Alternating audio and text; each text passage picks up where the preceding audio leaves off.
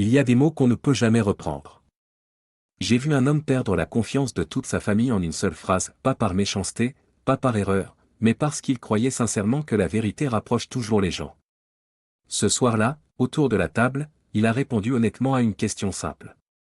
Et quelque chose s'est brisé dans la pièce, silencieusement, sans que personne ne le nomme. Vous pensez peut-être que garder des secrets, c'est trahir ce qu'on aime. Mais certaines vérités, dites trop tôt ou aux mauvaises personnes, ne libèrent pas, elles détruisent. Alors avant de répondre à la prochaine question qu'on vous posera, demandez-vous une chose, est-ce que cette personne mérite vraiment de savoir? J'ai mis 60 ans à comprendre que les mots qu'on retient valent parfois plus que ceux qu'on prononce. Pendant des décennies, je croyais que parler était une forme de courage. Partager ses pensées, expliquer ses choix, répondre honnêtement aux questions qu'on vous pose, j'étais convaincu que c'était ça, la sincérité. Que c'était ça, la force. Mais un jour, j'ai regardé autour de moi et j'ai réalisé que les personnes les plus respectées que je connaissais ne parlaient presque jamais d'elles-mêmes. Elles écoutaient. Elles observaient. Et quand elles prenaient la parole, chaque mot avait un poids que le mien n'avait jamais eu. Le silence n'est pas une absence. C'est une décision. Ce que personne ne vous dit quand vous êtes jeune, c'est que chaque information que vous donnez sur vous-même devient un outil dans les mains des autres, pas forcément par malveillance, mais parce que c'est ainsi que fonctionne l'esprit humain. On classe, on compare, on juge. Pas par cruauté. Par instinct. Et une fois qu'une image de vous est fixée dans la tête de quelqu'un, il est presque impossible de la changer. Vous pouvez passer 10 ans à vous transformer, cette personne vous verra toujours à travers ce que vous avez dit un soir, sans réfléchir, à une table que vous avez oubliée depuis longtemps. La plupart des gens apprennent ça trop tard parce que la vie sociale récompense ceux qui parlent. On confond la présence avec le bruit. On pense que partager davantage crée de la proximité, alors qu'en réalité, c'est souvent la discrétion qui génère le respect durable. L'émotion du moment, la joie, l'inquiétude, la fierté baissent nos défenses et nous poussent à dire des choses que nous regrettons le lendemain matin, quand il est déjà trop tard pour les reprendre. Épictète, qui avait tout perdu avant de tout comprendre, disait qu'on doit parler uniquement quand les mots améliorent le silence. Pas pour impressionner. Pas pour soulager une tension momentanée. Uniquement quand c'est nécessaire. Alors comment appliquer ça aujourd'hui, concrètement, dans votre vie? Avant de répondre à une question personnelle sur votre argent, votre santé, vos enfants, vos regrets, posez-vous une seule chose, est-ce que cette réponse me protège, ou est-ce qu'elle me rend simplement vulnérable? Ce n'est pas de la froideur. Ce n'est pas de la méfiance. C'est le respect que vous vous devez à vous-même, après tout ce que vous avez traversé pour arriver jusqu'ici. Vous avez construit quelque chose au fil des années, des relations, une réputation, une paix intérieure que peu de gens voient mais que vous ressentez chaque matin.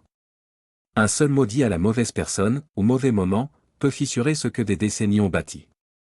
Le silence, lui, ne trahit jamais. Je me souviens encore du visage de mon ami Georges, le jour où tout a changé entre nous. On se connaissait depuis 22 ans. On avait traversé des deuils ensemble, des fêtes de famille, des silences confortables du dimanche matin. Et puis un soir, autour d'un repas simple, quelqu'un lui a demandé combien il touchait de retraite. Il a répondu. Franchement, naturellement, comme on répond à un ami de confiance. Ce fut la dernière fois que la table fut aussi légère entre nous. Ce n'est pas que les gens soient mauvais. C'est que l'argent change quelque chose dans le regard, même chez ceux qui vous aiment sincèrement. Les chercheurs de l'université Carnegie Mellon ont montré que lorsqu'on reçoit une information financière sur quelqu'un, le cerveau reconfigure immédiatement l'image qu'il avait de cette personne. Vous ne devenez plus Georges, ou Marguerite, ou René. Vous devenez un chiffre. Et ce chiffre, il reste. Il colore chaque conversation qui suit, chaque invitation, chaque silence. Georges ne comprenait pas pourquoi l'atmosphère avait changé. Il ne voyait pas que certains autour de lui étaient devenus prudents, d'autres légèrement distants, d'autres encore subtilement amers. Il n'avait rien fait de mal. Il avait simplement retiré le voile. Et une fois ce voile retiré, personne ne peut faire semblant de ne pas avoir vu. La plupart des gens apprennent cela trop tard parce qu'ils confondent transparence et confiance. On croit que dire la vérité sur soi rapproche les gens. Parfois, oui. Mais la vérité financière est d'une nature particulière, elle ne reste jamais neutre dans l'esprit de celui qui l'entend. Elle crée une comparaison immédiate, souvent involontaire, souvent douloureuse. Des études sur ce qu'on appelle la schadenfreude, ce plaisir discret qu'on ressent face au malheur d'un égal, montrent que plus on perçoit quelqu'un comme financièrement supérieur, plus ce mécanisme s'active. Pas par cruauté. Par câblage humain. Ce que j'ai appris, et que je vous transmets aujourd'hui avec tout le sérieux que cela mérite, c'est qu'il existe une réponse simple et digne quand quelqu'un vous pose cette question. Vous souriez, et vous dites, je suis à l'aise, rien d'extraordinaire, mais je dors bien la nuit. Rien de plus. Pas de chiffres, pas de comparaison, pas de détails. Cette phrase dit tout ce qui est nécessaire et protège tout ce qui compte. Votre argent vous appartient. Votre paix aussi. Et la décision la plus sage que vous puissiez prendre aujourd'hui n'est pas de savoir où placer vos économies, c'est de savoir à qui vous ne devez rien expliquer. Marcus Aurèle écrivait que la tranquillité vient de l'élimination de ce qui n'est pas essentiel. Ce que vous choisissez de taire sur votre vie financière n'est pas un mensonge. C'est une frontière. Et cette frontière, une fois tracée, protège des amitiés que vous ne pourrez jamais remplacer. Je me souviens encore du jour où ma voisine Michel est revenue d'un déjeuner les yeux rouges, pas de larmes de tristesse, mais de quelque chose de plus difficile à nommer. Elle m'a dit, je croyais partager ma joie. Je ne savais pas que je blessais quelqu'un. Sa petite fille venait d'obtenir une bourse complète pour l'université. Une fierté immense, légitime, profonde. Et autour de cette table, elle en avait parlé avec tout le naturel d'une grand-mère qui aime. Mais en face d'elle était assise une femme dont le petit-fils venait d'abandonner ses études. Cette femme n'a rien dit. Elle a souri, rangé sa chaise, et n'est jamais revenue à ce déjeuner. Ce que Michel a compris ce jour-là, la plupart d'entre nous ne le comprennent qu'après avoir perdu quelqu'un. La fierté que nous ressentons pour nos enfants est réelle. Personne ne remet ça en question. Mais quand cette fierté devient une histoire qu'on raconte à table, elle ne reste plus la nôtre, elle entre dans la vie de l'autre, se pose sur ses propres douleurs, ses propres regrets, et parfois, elle y reste. Ce n'est pas de la jalousie ordinaire. C'est quelque chose de plus humain, de plus silencieux. Les psychologues appellent ça la comparaison sociale, ce mouvement instinctif où l'esprit mesure sa propre vie contre celle qu'on lui décrit. Et cette mesure, personne ne l'a choisie consciemment, elle arrive seule, sans prévenir, au moment même où vous pensez simplement partager un beau moment. Ce qui nous empêche d'apprendre cette leçon plus tôt, c'est que la fierté ressemble à de l'amour. On parle de ces enfants parce qu'on les aime, parce que leur réussite nous remplissent d'une chaleur qu'on veut offrir aux autres. Mais offrir de la chaleur à quelqu'un qui a froid d'une façon différente, ça ne le réchauffe pas toujours, parfois, ça lui rappelle juste qu'il a froid. Alors aujourd'hui, concrètement, voici ce que vous pouvez faire. La prochaine fois que quelqu'un vous demande comment vont vos enfants, répondez avec douceur, sans détail qui compare. Ils avancent, ils font leur chemin, je suis reconnaissant. C'est honnête. C'est chaleureux. Et ça laisse de la place à l'autre pour exister sans se sentir diminué. Garder la fierté pour soi n'est pas un mensonge. C'est une forme de respect pour l'autre, pour ses silences, pour ce qu'il ne vous dit pas sur sa propre vie. Les gens ne vous disent pas toujours quand vos mots leur font mal. Ils disparaissent, simplement, doucement, et vous vous demandez longtemps pourquoi. Michel m'a dit une chose que je n'ai jamais oubliée, je pensais partager de l'amour. Mais l'amour qu'on affiche n'est pas toujours l'amour que l'autre reçoit. Je me souviens d'un homme que je connaissais bien, appelons-le Maurice. 74 ans, retraité, ancien comptable. Un homme discret, posé, qui avait traversé des choses difficiles dans sa vie sans jamais se plaindre. Puis il a eu une opération. Pas grave, mais douloureuse, et la convalescence a été longue. Et chaque semaine, quand il retrouvait ses amis au café, il leur donnait le rapport complet, les médicaments, les rendez-vous, les nuits sans sommeil, les résultats d'analyse qu'il ne comprenait pas lui-même. Il ne cherchait pas à se plaindre. Il cherchait quelqu'un qui le rassure. Au bout de 3 mois, un de ses amis lui a dit doucement, « Maurice, on t'aime, mais chaque café ressemble à une consultation médicale. » Maurice n'a pas répondu. Il est rentré chez lui, il s'est assis dans son fauteuil, et pour la première fois depuis longtemps, il a réfléchi non pas à sa santé, mais à ce qu'il était devenu dans les yeux des autres. Ce que personne ne nous apprend, c'est que la douleur partagée à chaque table finit par peser sur ceux qu'on aime. Ce n'est pas qu'ils s'en foutent. C'est qu'ils ne savent pas quoi faire avec ce poids, semaine après semaine, sans pouvoir vous guérir, sans pouvoir changer quoi que ce soit. L'impuissance, ça épuise les gens qui nous aiment le plus. Après la retraite, quelque chose change dans nos conversations. Le travail ne structure plus nos semaines, alors ce qui nous arrive de plus concret, c'est souvent un rendez-vous médical, un résultat d'analyse, une douleur qui revient. Et sans s'en rendre compte, on commence à remplir le silence avec ça. Pas par égoïsme. Par habitude. Parce qu'on a besoin de parler à quelqu'un, et qu'on a oublié comment parler d'autre chose. La vérité, c'est que vos amis ne peuvent pas être vos médecins. Et leur demander de l'être, même sans le dire, crée une distance que ni vous ne savez nommer. Alors qu'est-ce qu'on dit à la place? Quand quelqu'un vous demande comment vous allez, vous pouvez répondre honnêtement sans tout ouvrir. Je gère, les médecins font leur travail. C'est suffisant. Ensuite, posez une question à l'autre personne, une vraie, sur sa vie, sur ce qui l'occupe. Les gens ne se souviennent pas de ce que vous avez dit. Ils se souviennent de comment ils se sont sentis en votre présence. Maurice a changé après cette conversation avec son ami. Pas du jour au lendemain, mais progressivement. Il a commencé à tenir un petit carnet où il notait ses symptômes, ses questions pour le médecin, ses peurs nocturnes. Ce carnet est devenu son espace à lui. Et le café avec ses amis est redevenu ce qu'il était avant, un moment de vie, pas un compte-rendu médical. Il m'a dit une chose que je n'ai jamais oubliée, j'ai compris que ma santé m'appartient. Mais le temps de mes amis, lui, ne m'appartient pas. J'ai connu un homme, Michel, 78 ans, qui aimait ses deux fils de manière égale, du moins, c'est ce qu'il croyait. Un dimanche de novembre, autour d'un repas ordinaire, il a décidé d'être transparent.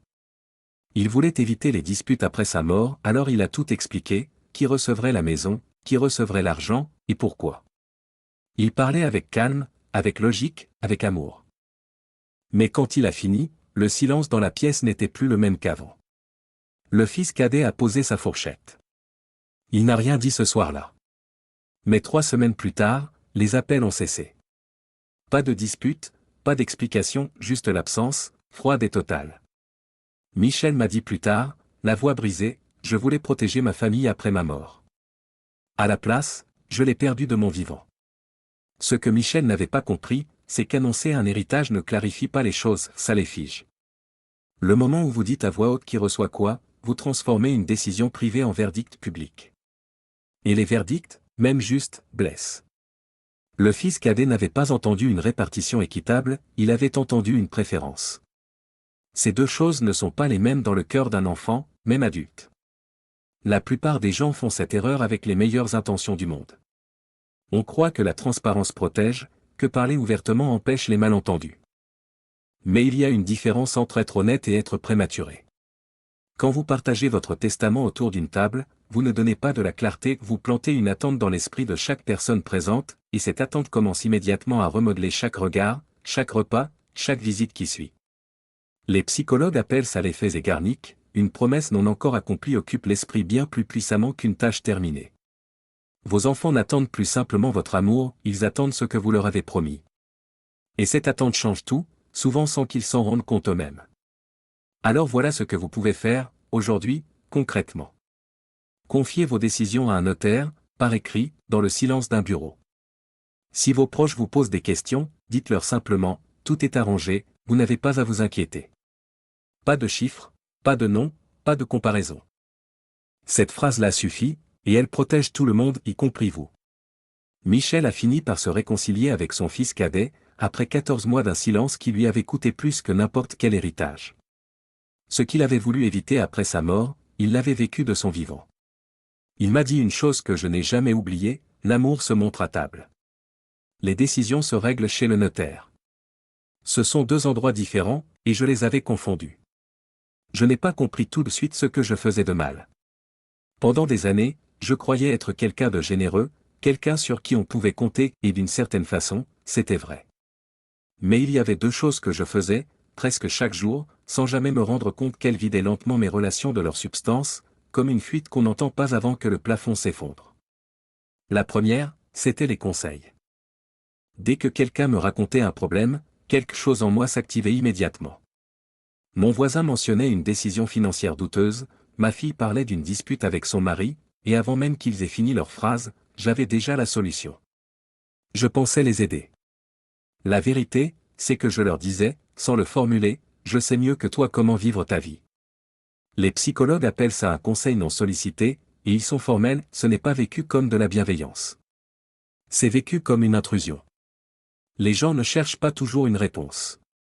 Parfois, il cherche simplement quelqu'un qui reste assis en face d'eux sans aussitôt vouloir réparer ce qui est cassé.